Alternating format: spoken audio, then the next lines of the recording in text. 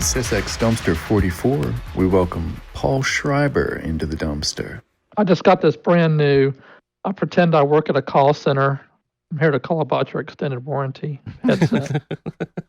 Because I'm going to use this to dictate my TRS-80 memoir book called Mostly True Tales. Oh, really? Yeah, because the Microsoft Word under Word 365 has a extremely good speech-to-text translator. But it's hard to do it when you have over-the-ear headphones because you can't hear yourself talk. So you want to have one ear open. It just sounds more natural to you. How long have you been working on that book?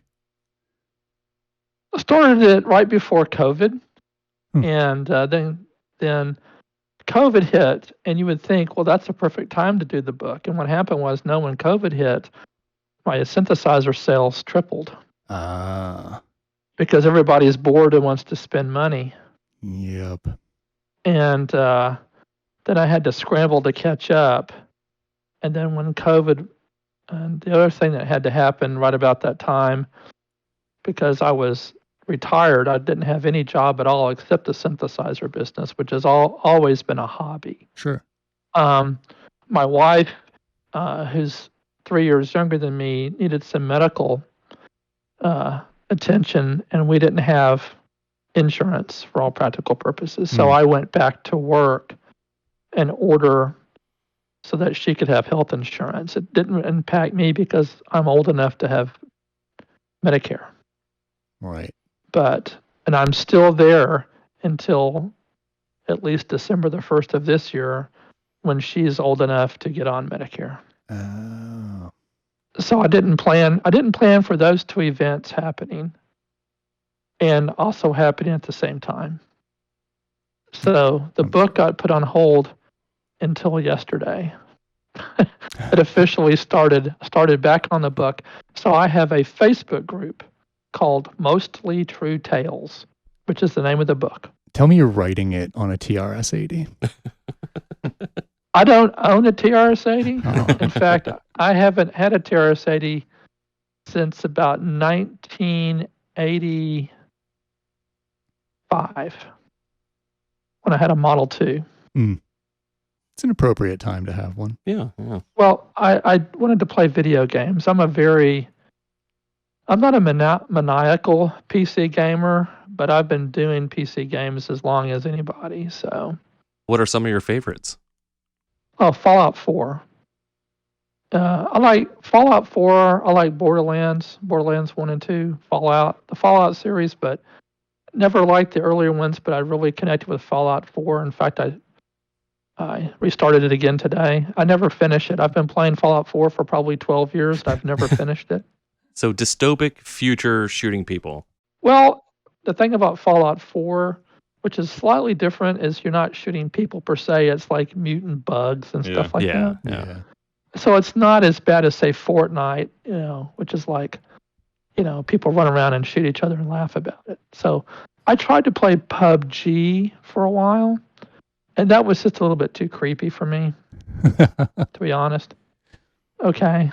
And so I decided I'm going to go back and do more cartoony things. I spent a lot of time playing this other game called Subnautica, which is you're crashed on an alien planet under the water. Yeah, that game was creepy to me. I remember looking at the footage of that and I was like, nah, I'm good.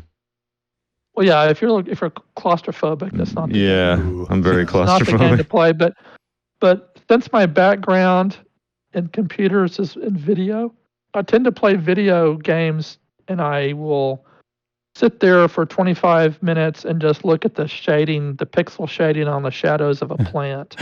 And then I get killed by somebody because I'm sitting there watching the shadows move on the plant or something. Yeah.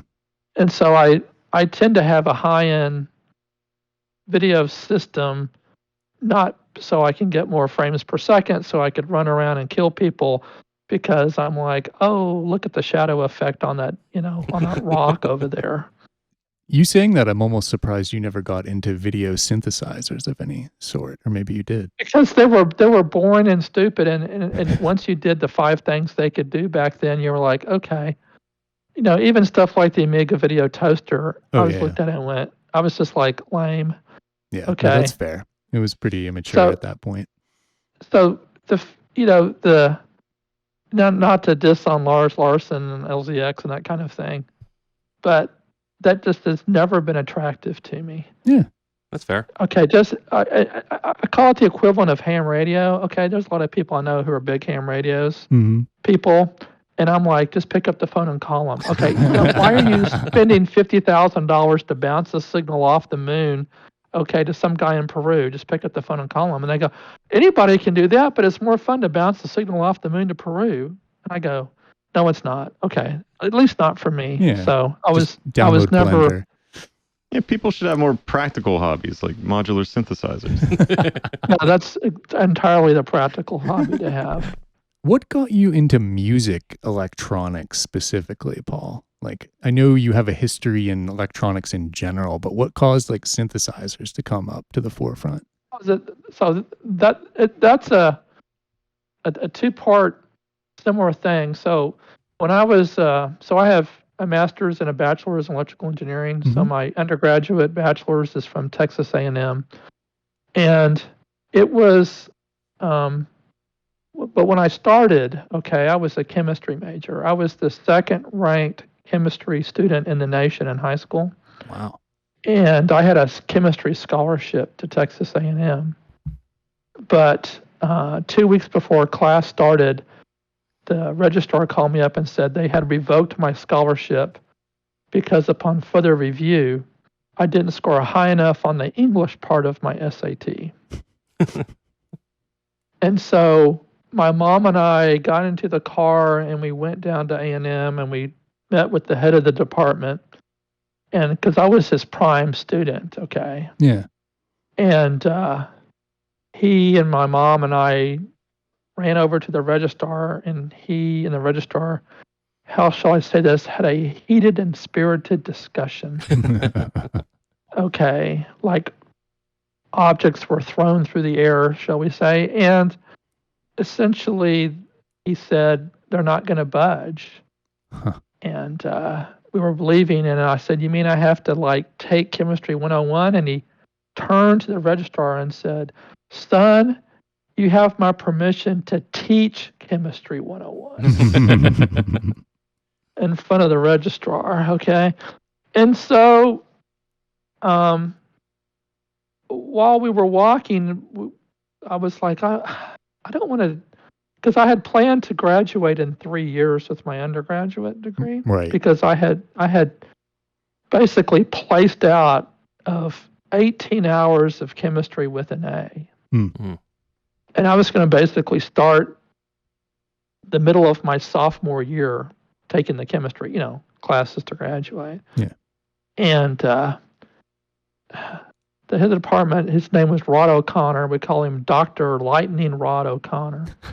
He was a character. He casually mentioned something to my mom about having a PhD. And it turns out, and I didn't know this, that to be a chemist in industry, you had to have a PhD, in which they didn't hire you to be a chemist to make shampoo for Walmart unless you had a PhD. It was kind of like everybody knows that. Well, I didn't know that. No one told me I knew that. And my mom says, well, I can't pay for a PhD because he has 2 younger sisters, and I promised all 3 of them that we would pay for college. Mm. And Dr. O'Connor had a sour puss look on his face. And so he wandered off, and, class is starting in 2 weeks. And I had registered for all these, 300 level chemistry classes, and now I had to re-register. So I had to go back to the registrar's office and figure out what I was going to do. And my mom said, well, what do you want to do? I said, but you can't do chemistry. And I said, well, I have chemical engineering. Okay. She goes, you can do that.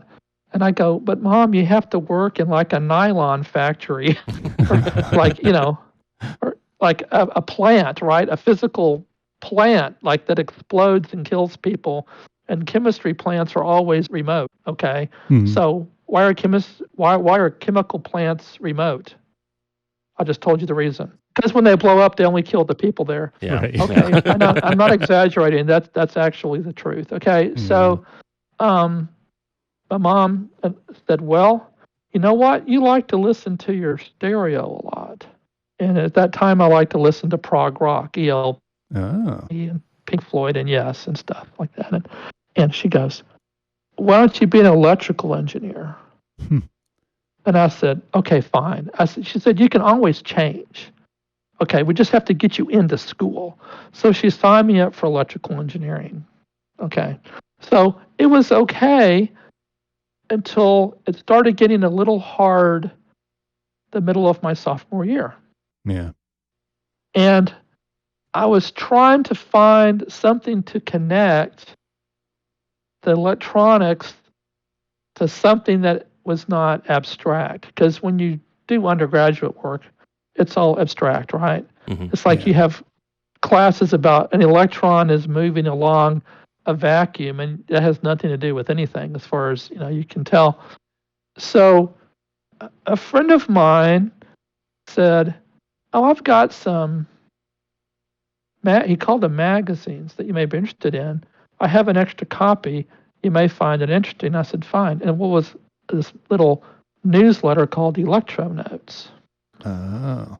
And so if you know about the historical thing, Electro Notes was a monthly publication by, at that time, a PhD candidate at Cornell University and Bernie Hutchins. He would type it on a typewriter and mimeograph them or Xerox them and mail them to you, and it cost $6 a year. And there were little explanations of synthesizer circuits.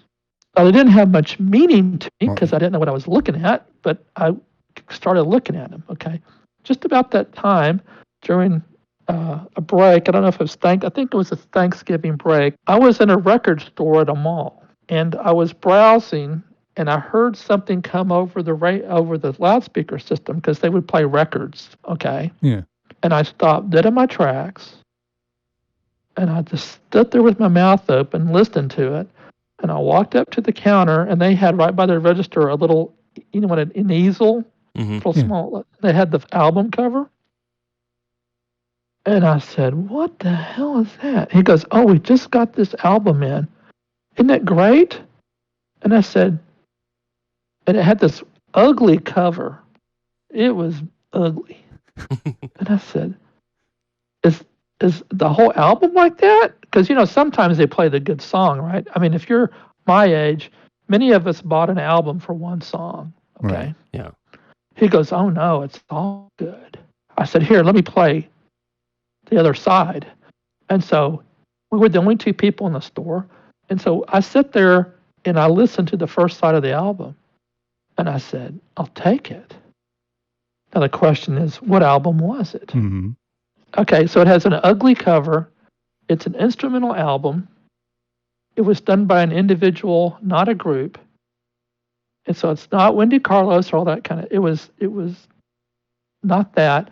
It was done by, at that time, a fairly well-known session keyboard player. Was it Klaus Schultz? No, Brian Eno? Chick Corea? American. Okay. American. A session player. Was session Okay, player.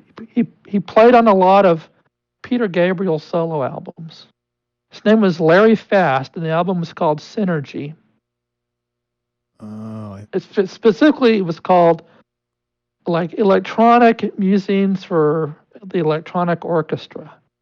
But it's the first Synergy album. Oh, wait. Did that later become a band called Synergy? No. Okay, because there is a band called Synergy. No, yeah, that was a lawsuit, by the way. Oh, really? So if you want to know what this album is, you just Google Larry Fast, like slow, fast, Larry Fast, F-A-S-T, Synergy. And you'll see the first ugly album. It's like this weird hologram diffraction pattern. It looks like a bunch of dominoes falling over in the heat or something. It's pretty ugly. It's pretty rough. Looking at it right now. But ugly. Okay. Big yellow font. But the back of it is cool because Larry's an amateur photographer, and it's an infrared color photo of a Macintosh amplifier glowing on the back cover. That was pretty cool. Okay. And specifically on that album, okay, there's one song on the, I think there's only 2 tracks on the second side. It's called Relay Breakdown. And that's the song I heard, was Relay Breakdown. And I said to myself, I'm going to figure out how that was made. Okay, that's that track, Relay Breakdown. Yeah. I had no intention of playing it. Right. My intention was, I want to know the sounds I heard coming out of that speaker. Somebody had to solder parts together, and I want to know what those parts were. And so that's what got me going. This was before the internet. How did you go about doing that research? What was very popular, especially prog rock people, when you had an album, you had liner notes. And it was very popular back then to have very detailed gear list. Right. And I started with that album, and he had a gear list. So what do you think I did? You did what I did, and you researched each one of those pieces. No. No. Kind of a different approach. I had an album with a gear list. It was popular for bands to put gear list on albums. So I what? Bought every album I could with the same gear list. Okay. No matter who it was. I didn't care who it was. Okay. So I would go into record stores and look at the back of albums for hours. The back of the album. Do we need to stop here for our younger listeners and explain what a record store and a mall is? No. Right. And a round thing and a gear list. Yes. Okay. So, any rate, that's what I did. And then I got lucky. So during the summers, I lived in a small town in Texas, okay? Mm-hmm. But we had a record store with a very cool guy who had the same taste as me. Now, he was probably, I was like, 19, 20 years old, and he was probably 32 or 33. But he would hold albums for me. Even when I was in school, when I came back from school in the summer, the first thing I did was I went straight to his store, and he had a stack of 20 albums for me. And every one had the word Moog in it somewhere. Okay? And I would spend $100 or $200, and I would buy everything he had that had Moog, clavinet, Oberheim, sequential, anything that remotely sounded like a synthesizer, I would buy that album. Okay? So I had no way of doing gear. Okay? There's no way to research gear if you live in a high school with 60 people in your graduating class. Okay? Right. There's Unless you get companies' addresses or something like that. And that would be right. tough. There's not a whole lot of gear stuff going on. But I did it backwards. I did it from the album and the music. And then once I was in school at the library, at the A&M library, they literally subscribed to every magazine in the world. If you could find it in print, they had it.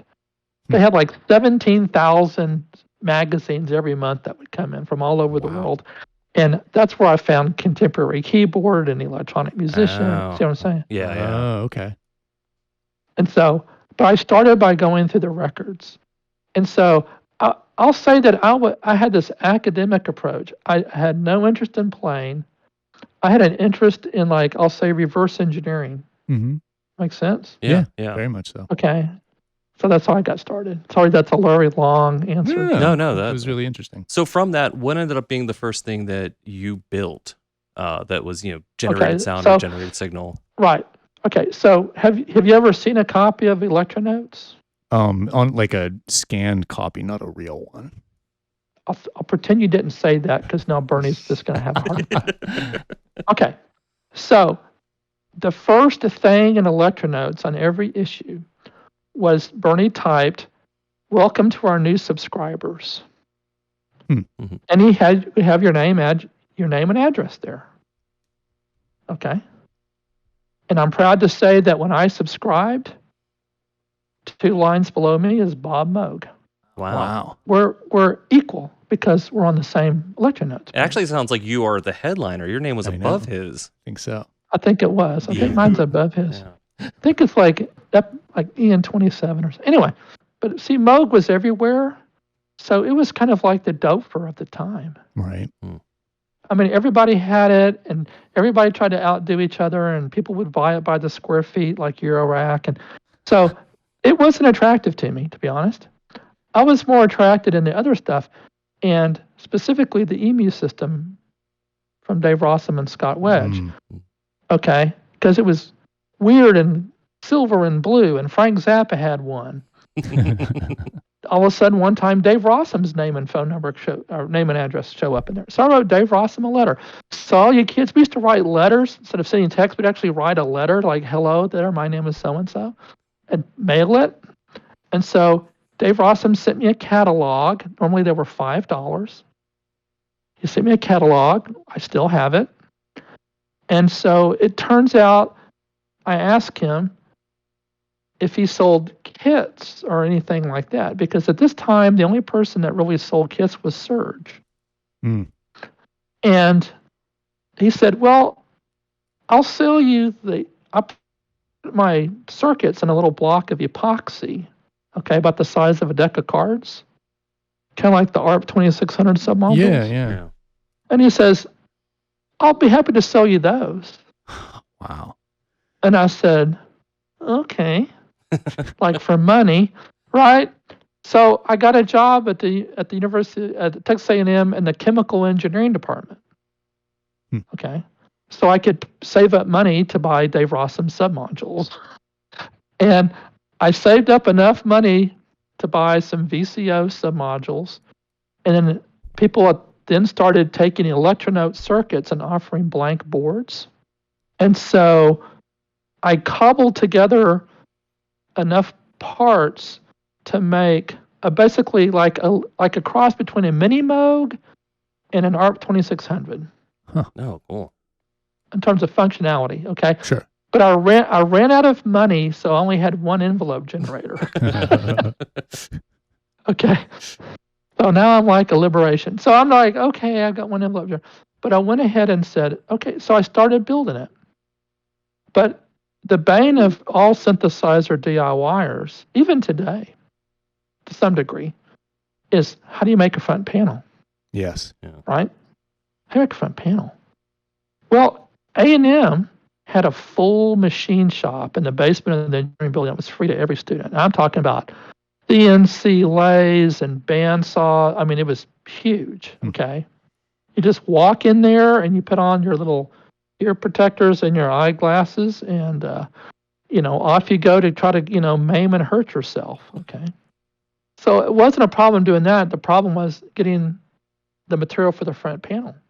And so I was in at the machine shop, and I learned to try to be friendly with the students who worked there. Okay, not the adults, but the students. Yeah, and so. Wise. I bumped one of the students, and I said, I need a piece of aluminum for the front panel. He goes, "Oh, well, we just go across the street to the cyclotron and get it." Okay. The cyclotron, right, is an atom smasher, right? Yeah. And I said, okay. So I walked across, and I went around the back of the cyclotron, and there's like a machine shop area, and it's like in a carport. It's like open, but it's got a roof on it, right? Yeah. And there's just sheet metal everywhere, and rods and tubes and bars, and because everything's all machined. And I walked up to the guy sitting there. He was an adult, and I said, "I'm looking for a piece of aluminum." And he goes, "Well, what size do you want?" I put my hands out, like, "Oh, this big," And he goes, "Well, what temper?" Okay. Now, the only thing I knew to say was my best friend at the time, he was into hang gliders. And I knew from listening to him talk that all hang gliders were made out of 6061 T6 aircraft aluminum. Mm-hmm. So I very confidently said 6061 T6. He goes, "Well, why don't you just say so? There's a whole bunch." So he got a piece, and he took the brake and he whacked it off. And he said, had a little piece of paper, and he goes, just write your name and department here, and off you go. And I said, fine. So I wrote Paul Schreiber, electrical engineering, and off I went. Drilled my front panel, made my synthesizer. Trouble was, a couple of weeks later, I walked into the engineering department, and every single student in the whole department said, "What'd you do?" And I said, "What do you mean?" Because they're looking for you. I said, "Who's looking for you?" Says the head department is looking for you. Well, it turns out that the cyclotron physics department had turned into electrical engineering department. Oh yeah, this student of yours, bought this aluminum. And they go, under what charge number? Oh, he didn't write one. I figured. And so I basically had to be charged for damaged merchandise. Wow. And I was told never to do that again. Was it a lot of money? To make a long story even longer, as my dad liked to say, but I didn't know how much it was. I was just told by the head department that I'm going to get a bill from the registrar. So everything in my life comes back to the freaking registrar's office. I'm going to get a bill from the registrar's office, and I need to pay it or I can't graduate or register for classes. Wow. So my friend, he goes, well, what was it? I said, it's a piece of 6061 T6. And he kind of goes white as a ghost. He goes, that stuff is like $95 a square foot. And I had about 2.5 square feet. Well, my net worth at the time was probably about $9.40. Okay. Right. And I went pale. And I'm just like, oh my God. He goes, this is gonna be like $250. And I'm like, oh my God. So finally I got the bill and I opened it up and it was for $2.81. And so now my friend realized how much they were marking up aluminum when he was buying it for his hang gliders. Oh. And so, of course, he immediately said, you need to take me over there. I'm going to buy a piece of 4x8 foot of that shit. And I'm like, nope, sorry, can't do that.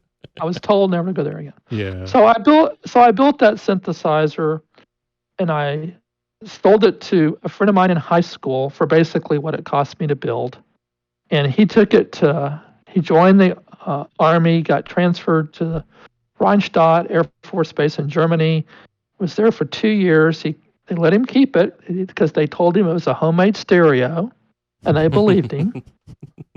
And on the flight back, the cargo plane crashed into the Atlantic Ocean. It's now on the bottom of the Atlantic Ocean. Wow.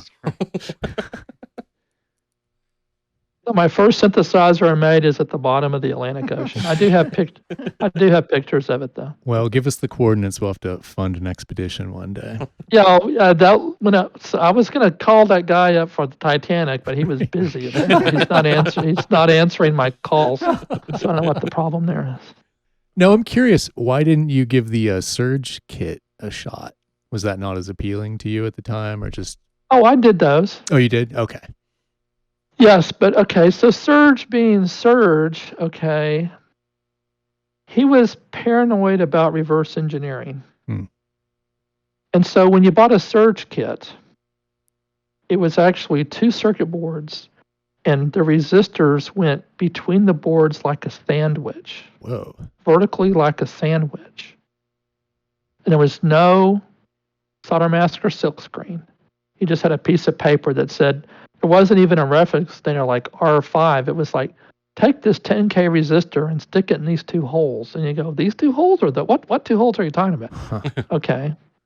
And of course, if you're of like mind, like me, when people do this to you, what do you immediately do? Not want to deal with it? No, you reverse engineer it. Oh. You say, give me 10 minutes.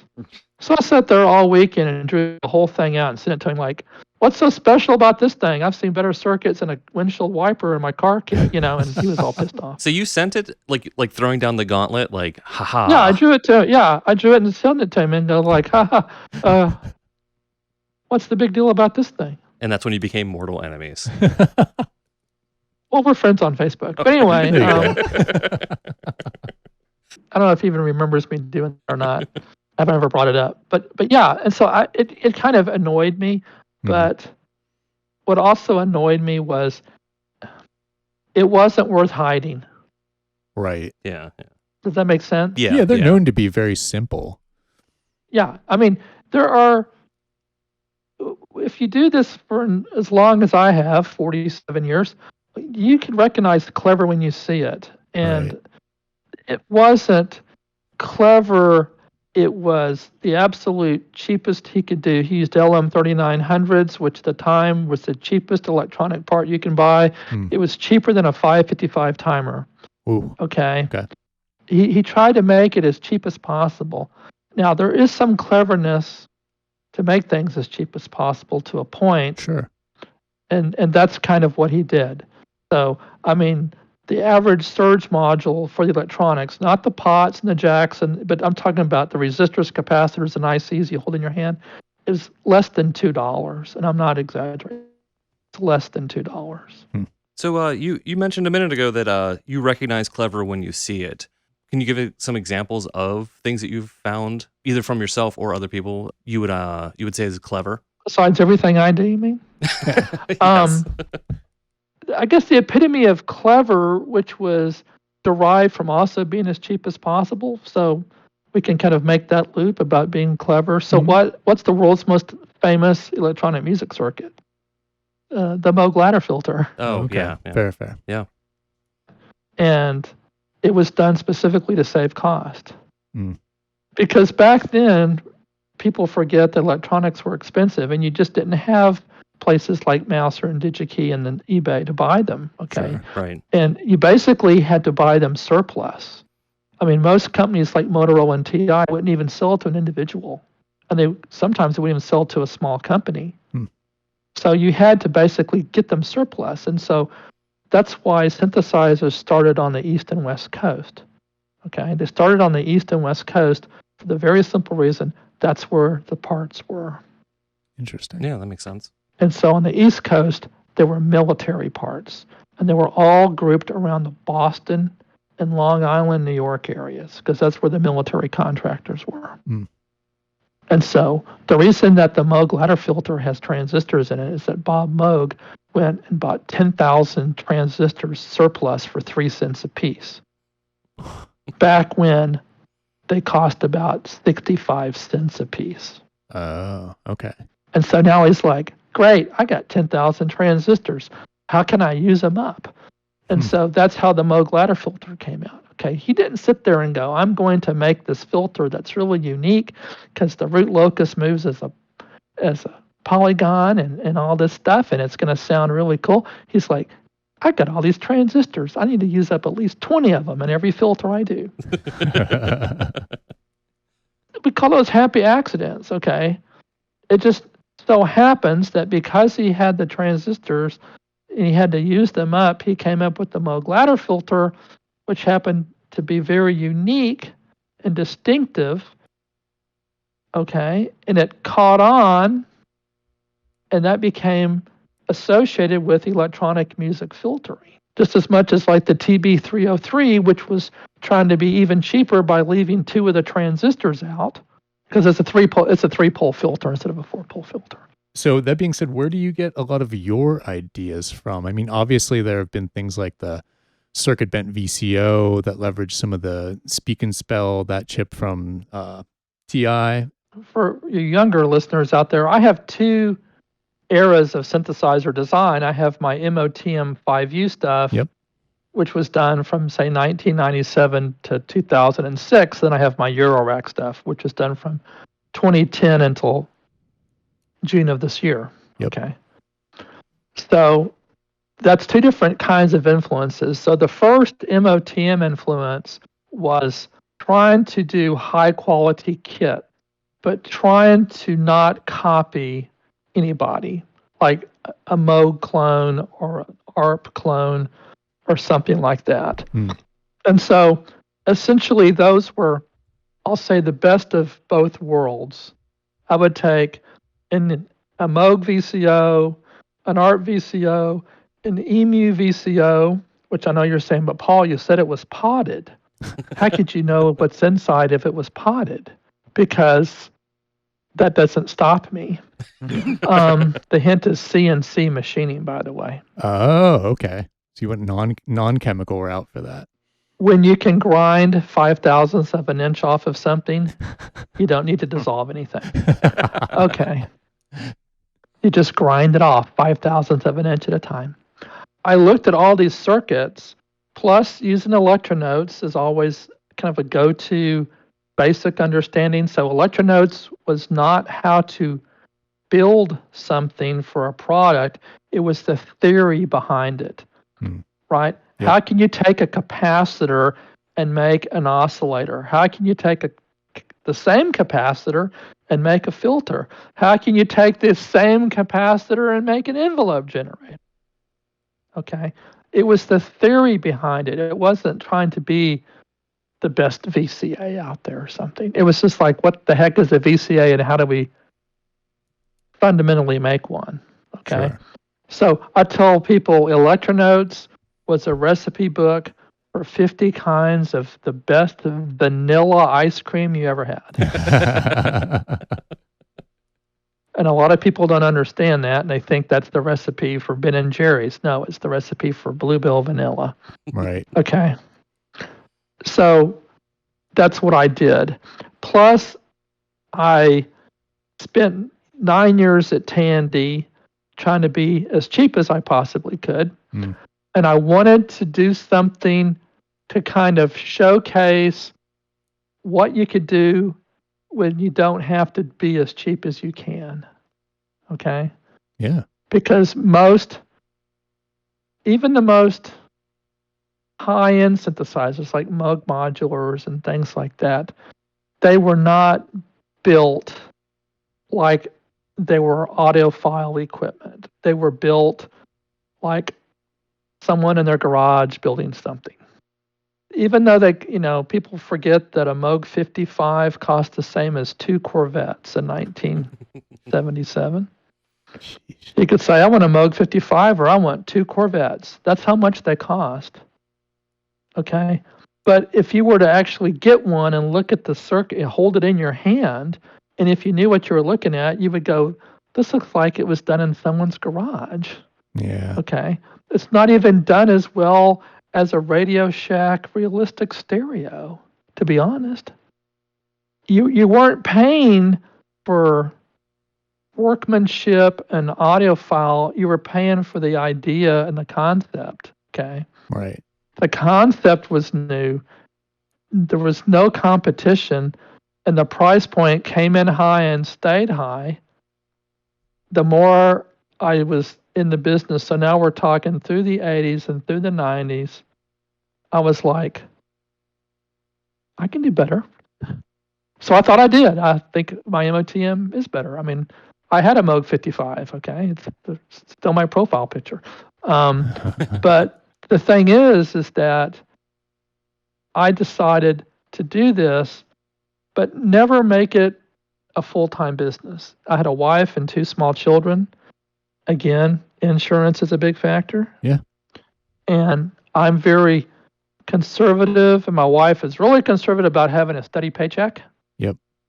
And I wasn't willing to roll the dice, okay? And remember, I lived through the Yamaha DX7 killing everybody. Right? Yeah. I mean, it killed Doug Curtis, is a good friend of mine, and killed him and Tom Oberheim and Dave Rossum, who went to Creative Labs over it. I mean, that DX7 basically was the iPhone 4 to my BlackBerry. Okay, I used to work at BlackBerry, so I can say that. Yes, yeah. But it's true. The DX7 wiped out an industry. The iPhone 4 wiped out Nokia and BlackBerry, and the DX7 wiped out everybody. And those people have a very bad, bitter memory of that. And it's not something they all like to ha around the campfire about. Yeah. Okay. There were divorces, nasty divorces. There were bankruptcies. Okay. It was not the happy time. So I wasn't willing to take a risk. So all I wanted to do was sell enough to have a good stereo. That was my goal. And I always wanted to be like Heathkit. Yeah. Yeah. And the trouble with it was a much bigger success than I anticipated. I wasn't physically and mentally prepared for everybody wanting all this stuff. I remember being 15 and really wanting one, but not having a job then. And yeah, I get the appeal. It was a great time. I remember the day when I sold my MOTM module that was one more than the Moog modular sold in its whole lifetime. So that was a personal little yippee for me. Yeah, I'm sure. And I wound up selling around 12,000 of those modules. Oh, wow. In case you're wondering, Moog sold 6,682 modules. Not that you're keeping score. Not that I was keeping score. The hell I wasn't keeping score. You bet I was keeping score. But that kind of came to an end when my children got into high school. I just couldn't do that with having, a child in middle school and a child in high school. And I was working at BlackBerry, which is high pressure. And so I basically sold the MOTM business to SynthCube. Right. Mm-hmm. And so SynthCube has the rights to that. And I had no intention of ever doing synthesizers ever again. Huh. Okay. None. Until Eurorack came along. Right. And then the reason I got into Eurorack was because I met somebody through internet chat, IIRC chat, right? And I could just tell by the way he was replying and commenting that this guy knows what he's talking about. Was it Robert Rich? No, his name is Eric Brombaugh. Oh, okay. And he's my DSP programmer. Oh, okay. Like who helped with the Hyperion and other things? Right. Okay. Yeah. And so what was my first model in Eurorack? The cloud generator. Yep. DSP. Second module. Orphanturarium. DSP. Do you see a trend here? Yeah. I only got into Eurorack because I just randomly stumbled upon, literally, the best audio DSP programmer in the United States. Huh. Okay. And so I'm like, whatever this guy wants, give it to him. And he had just left Intel, and he was kind of looking for, quote, something to do. And so that was around 2008 or so, 2009. Yeah, that sounds about right. And we just released the new Hyperion firmware last weekend. Saw that. Yep. It's got 3 new reverbs that we invented. So that's what made me do Eurorack, was I said to myself, I can have an advantage over everybody else who's basically at that time was just putting electronote circuits behind panels. Sure. Mm-hmm. Yeah. I mean, there's another big modular manufacturer that did that. I won't mention synthesizers.com. I'm sorry. But I'm just saying that I didn't want to do that. I wanted to be different. So my goal was, if I was going to do something, I want to be unique, right? Yeah. And again, I was like, it's like a self-funded hobby. So by the time I did that, my daughter was, she was 27 years old, and my son was a senior in high school. And so I'm just like, I just need some income, and I can maybe go on some trips or something. But I never really prized Eurorack to be me with a company, with a building and employees, right? Sure. Right. I was always extremely jealous of companies like IntelliGel and Make Noise and W&D and 4 Milliseconds that had a building with employees and stuff. And there was no reason for me not to do the same, except it's just not my personality. Sure. Yeah. Or more important, it wasn't my wife's personality. Okay. And so I always just reined it in a little bit and charged just enough to keep going. I'm curious real quick, with the 440, for instance, was that more of the the market, or people were asking you for the Euro equivalent of a 440, or was it you saw the opportunity of like, oh, this is an amazing filter that would translate well, etc.? They were asking me for a Eurorack version of the 440 Okay. filter because speaking of Robert Rich, okay, so Mhm. Robert Rich put the 440 filter on the map, okay, Yep. because he actually made an album called Bestiary. It's my favorite one of his. I loved the sound and the glurp theory. What you hear on there is 95% MOTM. Mm-hmm. It's got the highest MOTM content of any album. Probably the second one is called Electric Ladder. Oh yeah, another good one. Yeah. Okay, so everybody likes that filter. And so the problem was Eurorack had a space problem, a physical size problem, Mm-hmm. because you're limited in depth, right? Yeah. Now, some people tried to make Eurorack modules that are 6 feet long or something, but you can't do that. And then you had the people who sit there and put their hands on their hips and go, well, I'm only doing through hole because surface mount doesn't sound good. I know a manufacturer like that now, and they even claim it's not well, analog. we're not going to talk about those people, but no, we it don't. doesn't have to do with curved traces or carbon composites, because those, I'll just back up a little bit. I was never part of the group of people who attach mystery to electronics. Mm. The whole point of chemistry, let's go back to chemistry. Why was I attracted to chemistry? Because chemistry is solely based on the following. If you repeat a process 50 times, you're going to get the same answer 50 times in a row, right? If you have a process to make glue, you're not going to get chocolate chip cookies every now and then. You're always going to have glue come out. And that was very attractive to me, okay? Which means you can't have someone say, I don't like the taste of your glue, right? Or I don't like art. I don't like that music. I don't like that painting. I don't like that. I don't like your book. I don't like your movie. I don't like your essay. I don't like your clothing. See what I'm saying? Yep. Yeah. I didn't want anything that's going to be subjective. I want to say, by God, I want a career that if I do my homework and I do my math and I do my processes, you can't argue because you get the same result every time. Right. Isn't that something to be happy about? No, that's boring. No, that's boring. Okay. So the music industry, I found out the first time I went to NAMM, which is in 1997, the music industry has the same thing in common with the sports industry in terms of marketing. Do you know what the commonality is between how sports things are marketed and how music things are marketed? What's the common theme there? Is it aspirational? Like, Kind of. Well, say it a different way. I mean, I could try a different voice.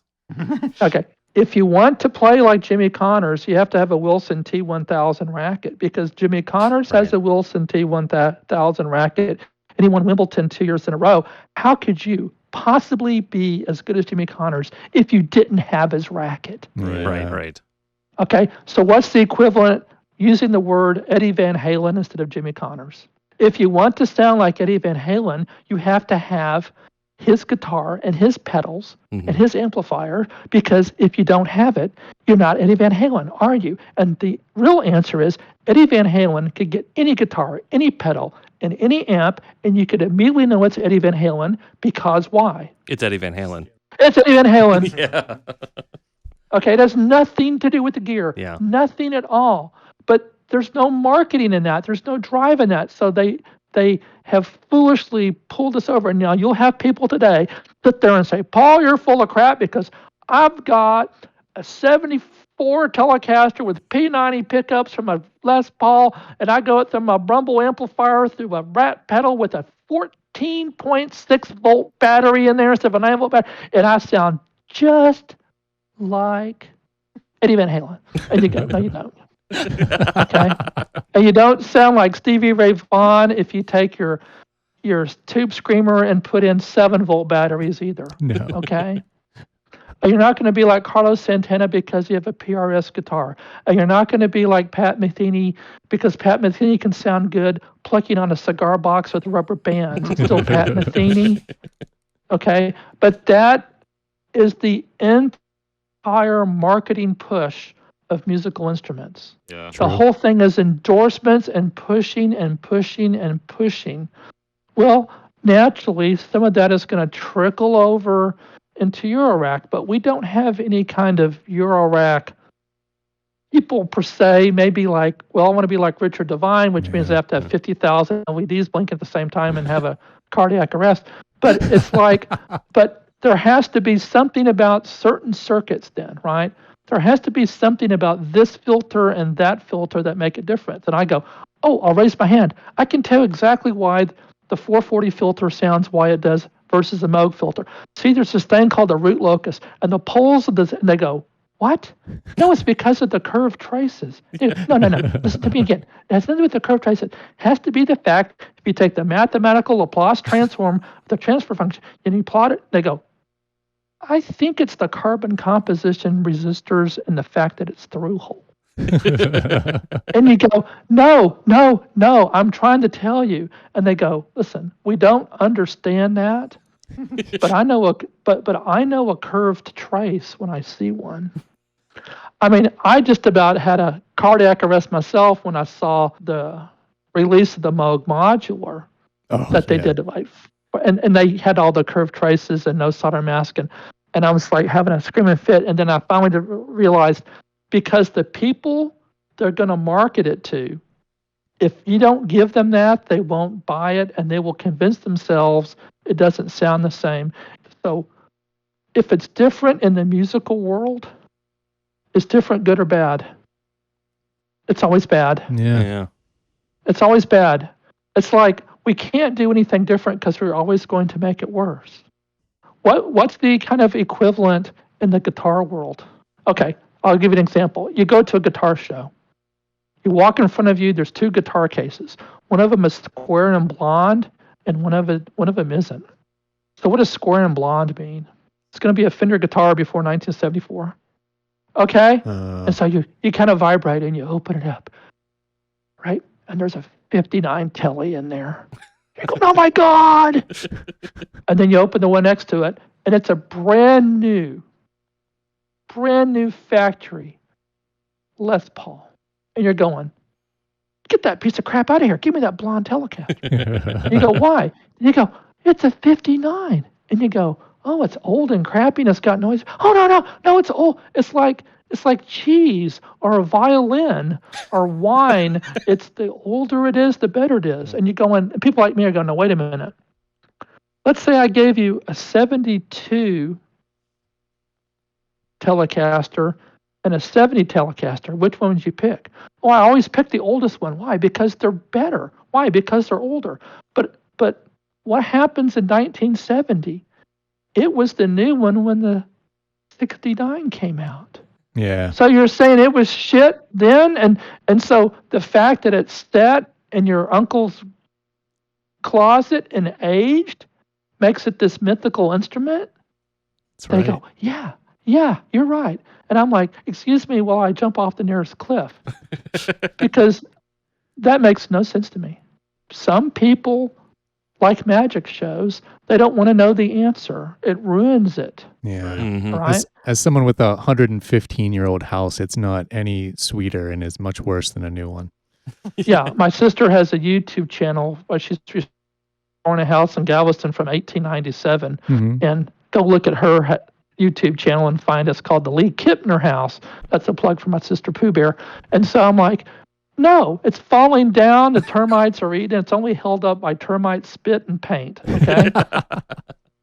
Nostalgia is a powerful marketing tool. Yeah, it's very powerful. So I kind of wanted to show people my intent when I did Eurorack was to prove to people with their ears that I can design modern stuff with surface mount parts, okay, and it can sound better than anything you've ever heard before. Right. That was my goal. And I think I've been pretty good. I think Okay, so. Great. I've had very few people. There's always people who say, "Yeah, I bought that new LaFerrari and I didn't like it shifts between third and fourth gear, so I took it back." Okay, there's always those people. Okay, right? Because let's face it, in the online social media world, there are people whose personalities depend on being contrary. True. Yeah. Yeah. Okay? They enjoy being contrary because it's an automatic stir the pot, which gets you some kind of feedback. Even though if people call you a jerk, it's better than being lonely in your house and all you do is look at your cat. Yeah. Mm.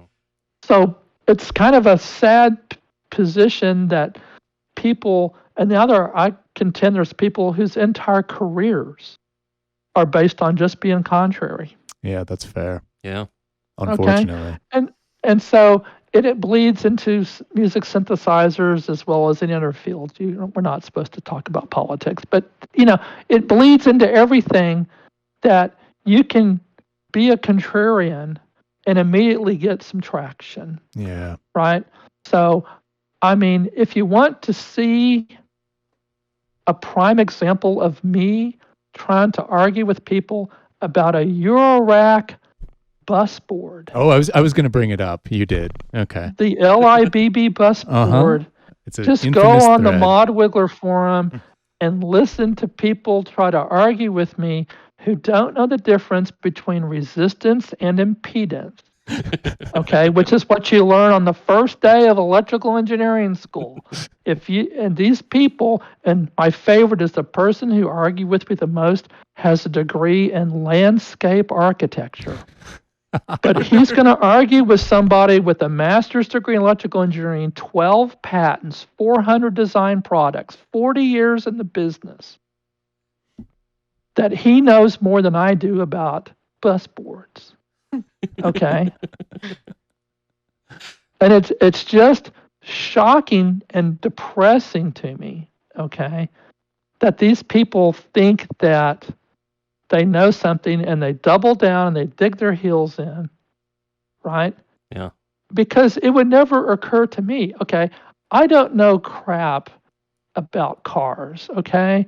I grew up with this guy who could quote every car spec of every American car made, like, oh, the 72 Plymouth Dusters had a 427 Hemi with 3.8 rear end differential, blah, blah, blah. You know what I'm saying? Just amazing, like a data book of car stuff. I'm like, does it start and drive? I'm in. I am not going to go on a car forum and argue with people like him about cars. Yeah. Yeah. Why is a person with a degree in landscape architecture arguing with me about impedance versus resistance in bus boards? I just don't understand it. And maybe that's my okay boomer. I am 68 years old. Maybe that's coming out. But it just, overall, none of this, I don't even know if it's trolling. I mean, I got trolled very, very professionally when I first got into MOTM on the Analog Haven mailing list. Oh, okay. Not even knowing what the phrase meant. Okay. Yeah. Wow. Not even meaning what. Someone had to sit me down and explain to me what was going on, and all I could say is, "Why are they doing that?" And they go, "Well, they think it's funny." Yeah. You know? And it centers the attention on them, which is for a minute, which is And I'm just like, but you don't understand. I'm trying to start a business. I'm trying to help people. I'm trying to establish myself, and this is not. And I'm taking it personally. Yeah. Right? Yeah. And it was just, I'm like, why would you do that? And I still don't understand, Right. It's still very odd to me. This is my first foray into social media when we're just typing on an email server, which is what IRC is, right? You're just typing text into a email conglomerate. Okay. But I'm saying, why are these people not wanting to listen to me? Okay. They don't even know me. And it turns out in that particular case that I was a newcomer And every group back then always had the self-appointed expert. And then the very important phrase there is self-appointed. Yeah. Yeah. Yeah. Oh, I know everything. I know everything there is to know about synthesizers. You know? And I go, oh, really? Then can you explain this? You know, and I would go at it at an electrical standpoint. And they go, well, you know, blah, blah. And I go, no. I'm talking about the electrical reason. Well, it's all about the curved traces, I guess.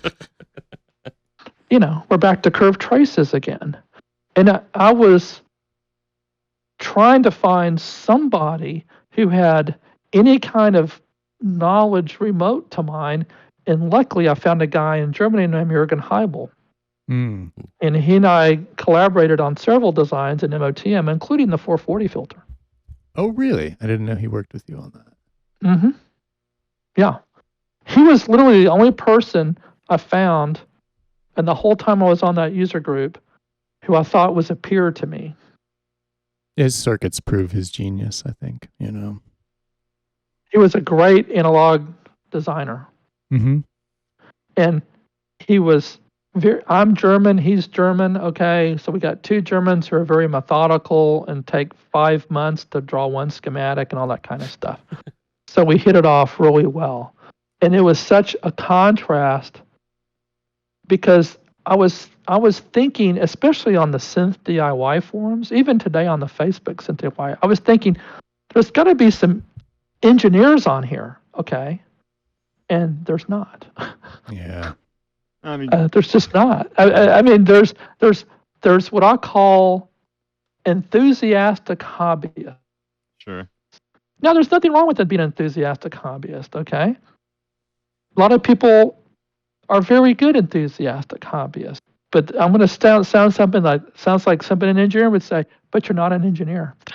Yeah, that's okay. fair. And believe it or not, it immediately shows to us. And I think that's what got me in trouble on the Analog Haven mailing list, is there was two people in particular who were trying to give electrical kind of explanations of things. Mm-hmm. And if you weren't an engineer, these people sounded like it was Bob Moog speaking from heaven. Okay? But when I listen to it, it's like, this is the bunch of crap I've ever heard in my life. This person's an idiot. Yeah. No. Okay? Because you say something, all it takes is one word. And like, if you don't know the difference between resistance and impedance and you get them mixed up, then immediately the electrical engineers go, you're an idiot. Yeah. Because no electrical engineer would ever get those terms mixed up. Ever. Right. Okay? True. And you just did. And so you just exposed your hand that you're just an enthusiastic hobbyist, which is fine, but you're wrong. And these people don't like to be told. I found out also people don't like to be told they're wrong. No, they don't like to have their card pulled. Yeah. And in this particular case, it was a big, and I had no idea about the backstory, right? And so it was a big reveal that I finally actually, one night, it's on a Sunday, I finally said, you're an idiot. I basically called this person. I said, you're just an idiot. Would you please stop talking? Just stop talking. And he was like the number one technical person, and he was what we call a gatekeeper and all this kind of stuff. And it was just like, and it turns out that later on, a couple years later, we actually became friends. We kind of made up. We kind of kissed and made up, if that makes sense. Yeah.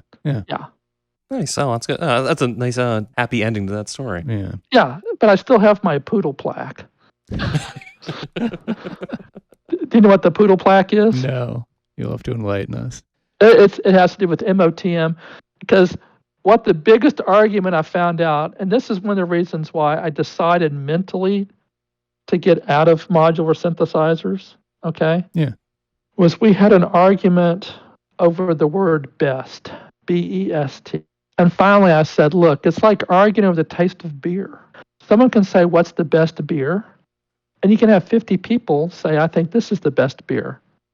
Well, does that mean that 49 are wrong? Yeah. That there only can be one best beer? It's very subjective. Yes. And so someone said, what's the best VCO? And here comes the poodle plaque after that. So, of course, what's the answer? MOTM 300. Of course. Of course, it's the best VCO, and I had all the of course I had all the data to prove it. Right? What was the problem with somebody asking what's the best VCO, and me replying, I think it's MOTM 300, and here's exactly why. I didn't just say it's a 300. I said I think it's 300, and here are 4 paragraphs of data to prove it. What did I not understand that I did? I did something wrong. What was the wrong thing that I did? The thing that I did wrong? Yeah. Was I replied. Ah.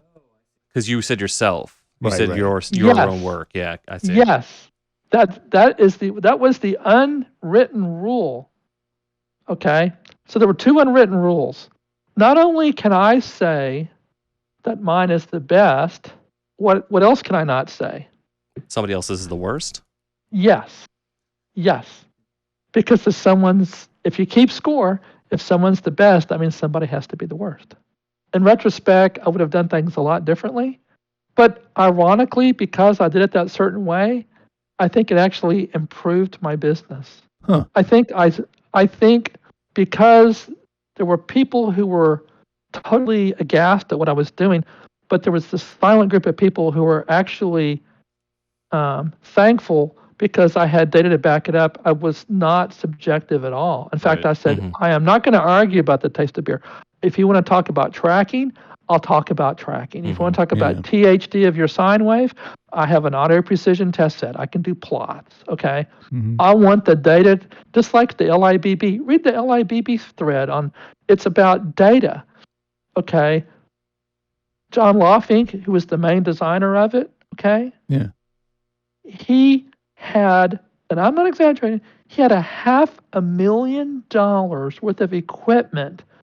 Not that he owned, but we had access to $500,000 worth of equipment to prove what we were saying.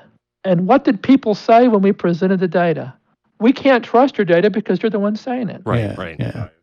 It's kind of like when I worked for 9 years at Tandy, and the engineers at Tandy would go to Radio Shack, our customer, and say, we've got this great idea to build this computer.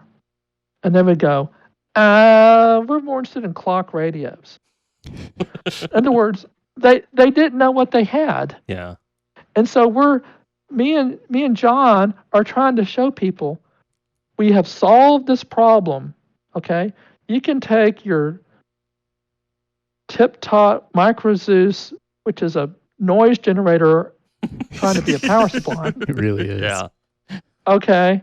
And you can actually stick an LIBB in there, and it will get rid of most of your Micro Zeus problems that you've always had. Because there's only one person in all of Eurorack who knows how to design power supplies, and that's L1. Okay. And nobody else. He's the only person who can design VCAs and power supplies. Right. And so if everyone had an L1 power supply, there wouldn't be a need for LIBB. But people go, golly, those LIBBs and them LV1s, they're expensive. I can get me 27 of them Micro Zeuses. I'll buy 27 Micro Zeuses. And they say, why is it that I hear my LFO and I don't even have my LFO's in the other room in a box? I can still hear it. Okay. And then we say we've solved that problem, but when we present the data, I had a flashback. Okay, so Analog Haven probably hit the peak in 2002 about me arguing on the internet around 2001, 2002. And now here it is, 2020, and I'm having an 18-year flashback about my God, we haven't evolved. Yeah. People are complaining in Eurorack that they're having crosstalk. You have 2 people, both with masters in electrical engineering, that have solved the problem, and it's right in front of you, and you're trying to tell us that we're full of crap. Yeah.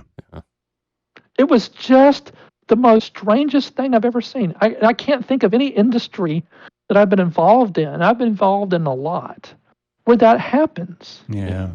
I mean, I designed the F-22 weapons computer, okay, on the F-22 Raptor, and I didn't have people tell me, well, I don't think it's going to shoot straight. No,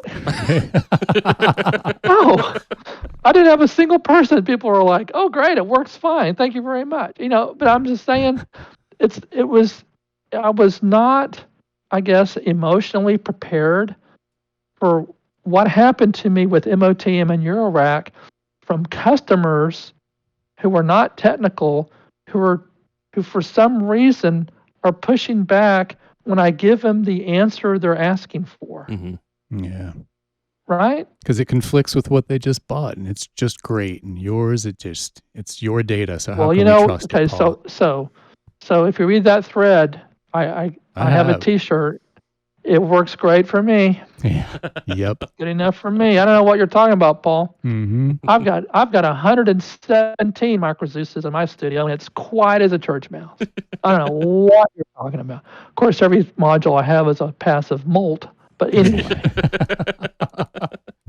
So is there anything other than something to silence people like that you wish you could have made now that you've kind of exited modular? Yes. I mean, and this is something that I keep toying with the idea, and I don't know if I'll do it, is I wanted to do a 4-voice desktop synthesizer. Whoa. All in one.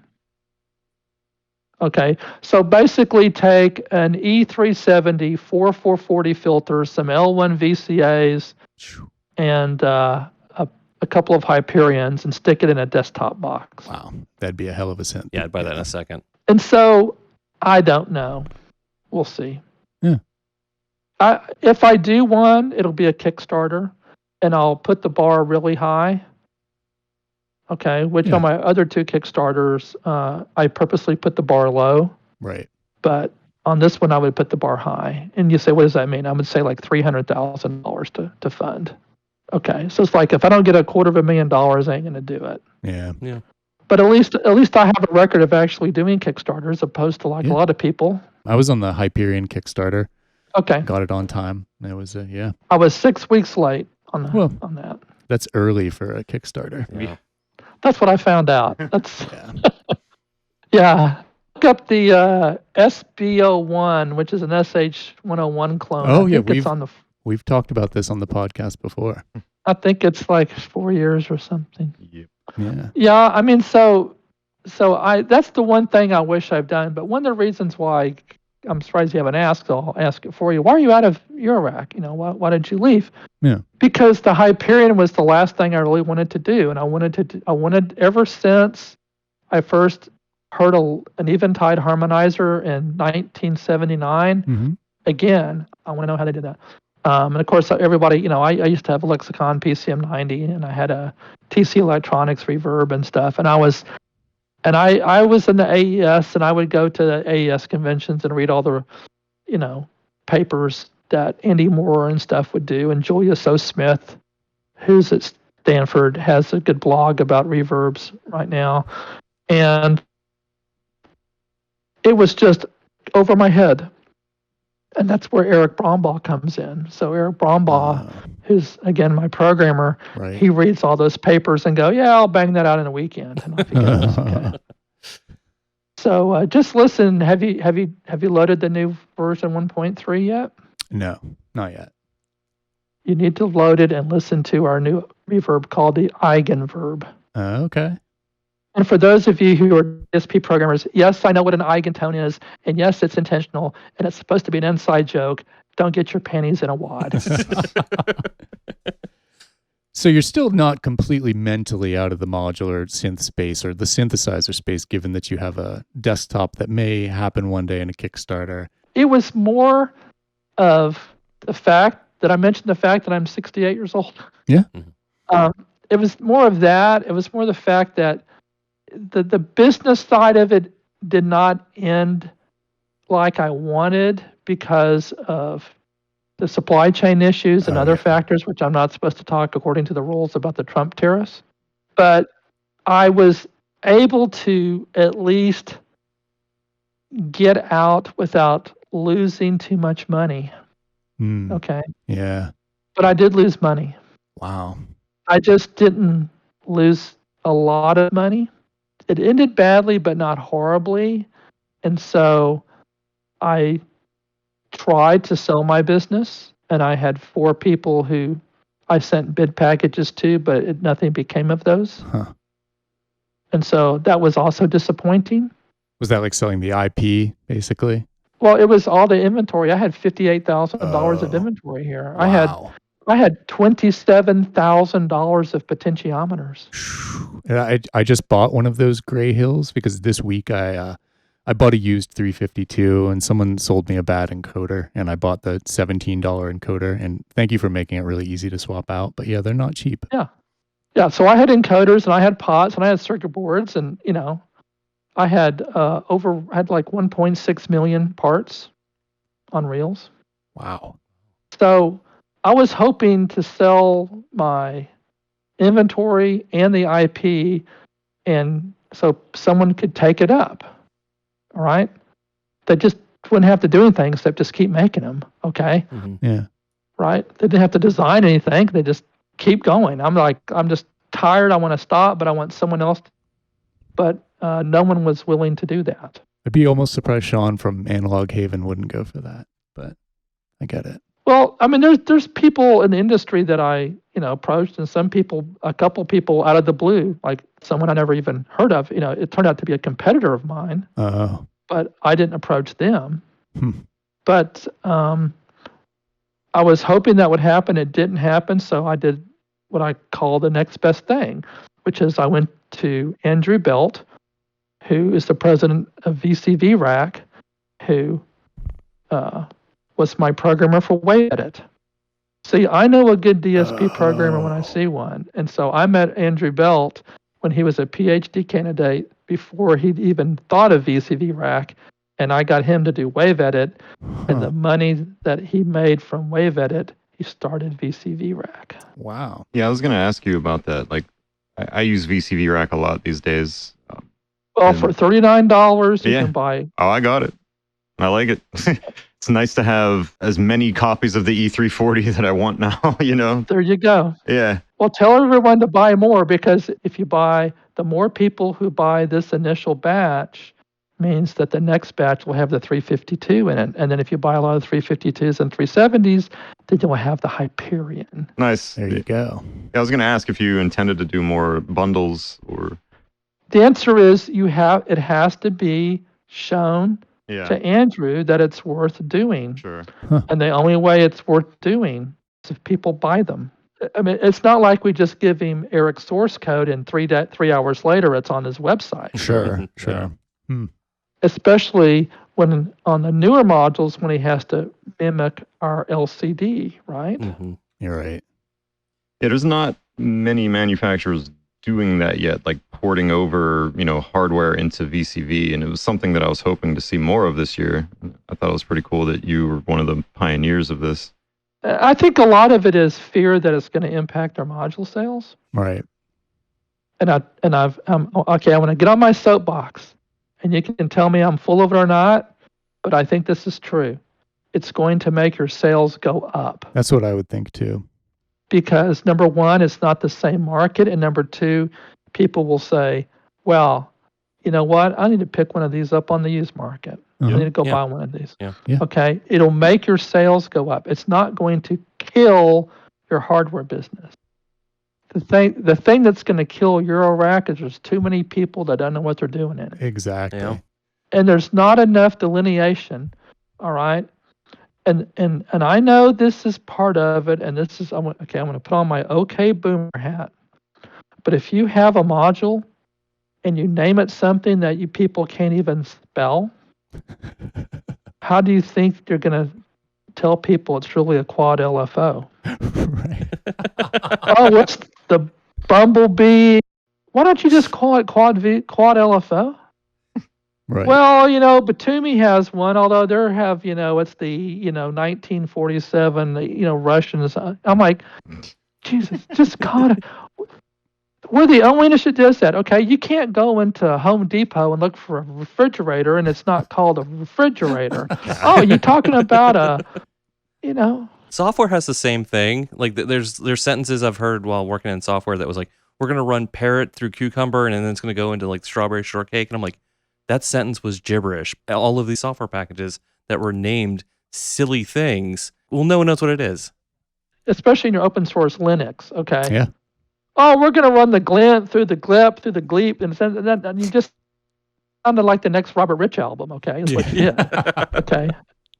Through the gump, and then we're gonna fork it over. I'm like, yeah, I know it makes you sound cool and everything, but really, what happens, especially at the end user market, it's not cute. It's confusing, Yeah. right? It's not going to help you any. I'm proud of what I did in Eurorack. If you take all the Eurorack modules I sold combined, it's still less than the number of make noise mass. It's still less than the mutable clouds. If you look at volume in Eurorack, I'm probably not even in the top 20 of individual modules sold. I would be shocked if I was in the top 20. But I do think that every single one of my modules, there was nothing before it came out, and there's still nothing after it came out. Yeah. Yeah.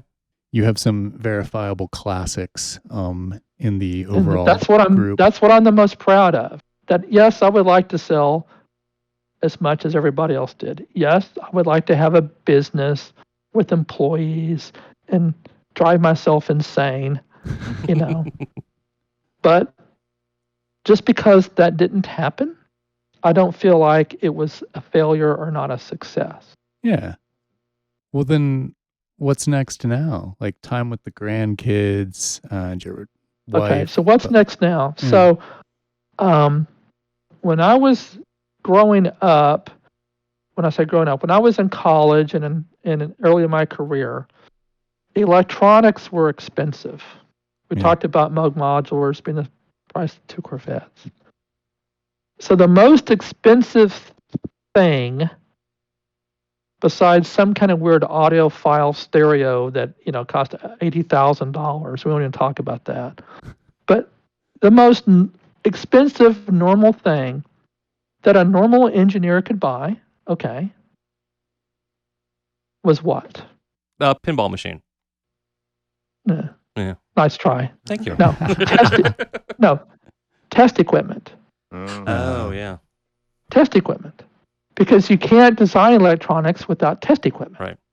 So when you measure something, it's called metrology.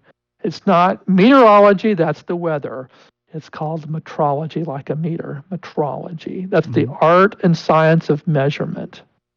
Okay? Yep. So the first rule of metrology is if I have a 9-volt battery and I want to put a voltmeter on it, what's the first rule of the voltmeter? The voltmeter has to be what? The voltmeter has to be at least 10 times more accurate than what you're measuring. Okay. So no matter what you're measuring, the thing that's doing the measurement has to be at least 10 times more accurate, or it's not going to have enough precision. Right. Okay? So you can't measure a 9-volt battery and say, well, if it reads between 6 and 11, it's probably a good battery, right?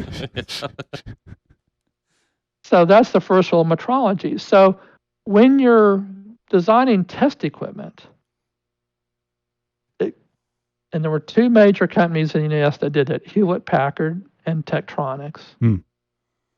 If you were an engineer, that was your dream job, was to work at either Tektronix or HP.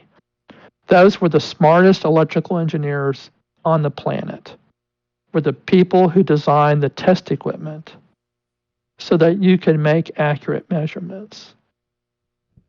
Okay? Yeah. It was like freaking voodoo. All right? Well, back then, you would say a Moog synthesizer costs as much as 2 Corvettes. A really good HP spectrum analyzer costs as much as 5 Corvettes. Fast forward to today. That spectrum analyzer, which in today's dollars would be $90,000, you can buy on eBay for $300 plus shipping. Yeah. What I've been doing over the last couple of years is I have been stockpiling old vintage test equipment and putting them into storage units that are broken on purpose. If it's working, I'm not the least bit interested in it. Huh. And the nice thing about these old pieces of test equipment is that the engineers who designed them were very proud of their work. So they're heavily documented. I'm talking like 300-page manuals on how this voltmeter works. Literally 300-page manual. Yeah. You can't even think about how you can even talk about a voltmeter for that much. Okay? Because you read these things and the problems they had to solve back in the 60s and the 70s and the early 80s were more difficult than going to the moon, because the people who went to the moon had to have test equipment to go to the moon. Okay? And so it's kind of weird that all this peripheral test equipment made by these two companies, just two companies, there were a few small other ones, but they were basically two companies, basically pushed the entire of all the globular electronics from the 60s to the mid-80s. Without these two companies, we would not have any electronics at all, because you couldn't test it once you built it. Mm-hmm.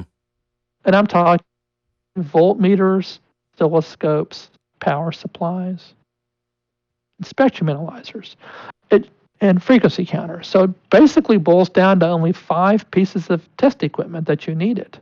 But once you had those 5 pieces of test equipment, then you could pretty much build anything in electronics humanly possible. And the only people who could afford it were companies and universities.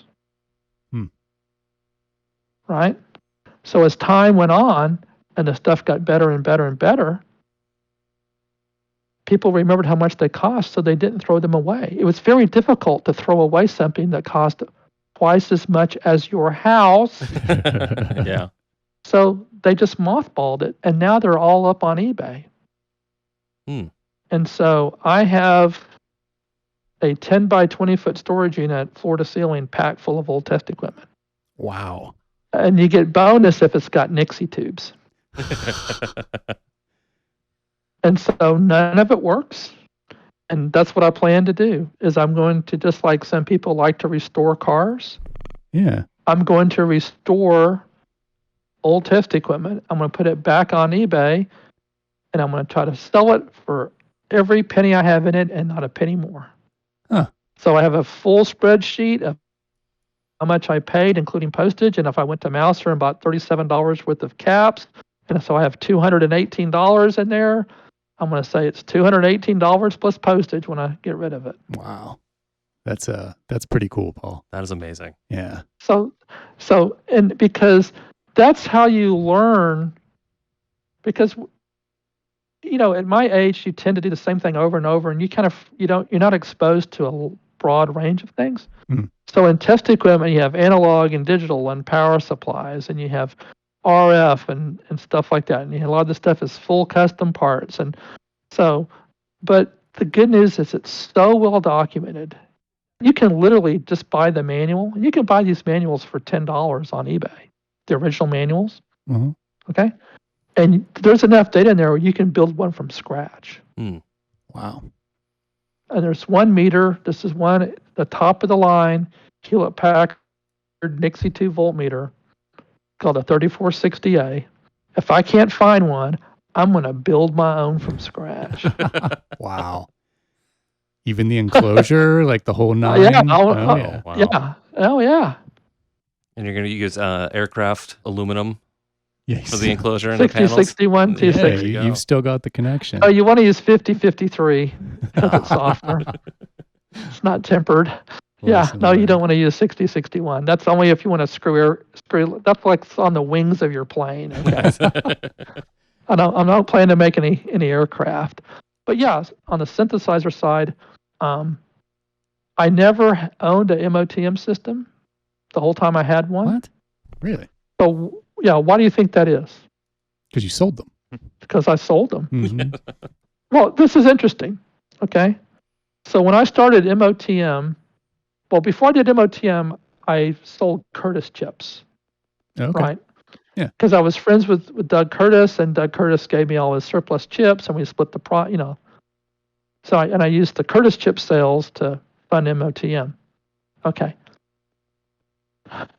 Since the day I announced MOTM, and the first module I had was the power supply, so I'm like, here's the power supply. You're going to have to trust me, more is coming. But here's the power supply. Okay. From that day until June 28th of this year, I was never caught up. Wow. Oh, wow. Not a single day that I not owe somebody somewhere something. Sounds too familiar. Okay. It may be a repair. It may be a website update. It may be, could you send me another encoder? Mine broke or something. But I was not caught up for 24 years.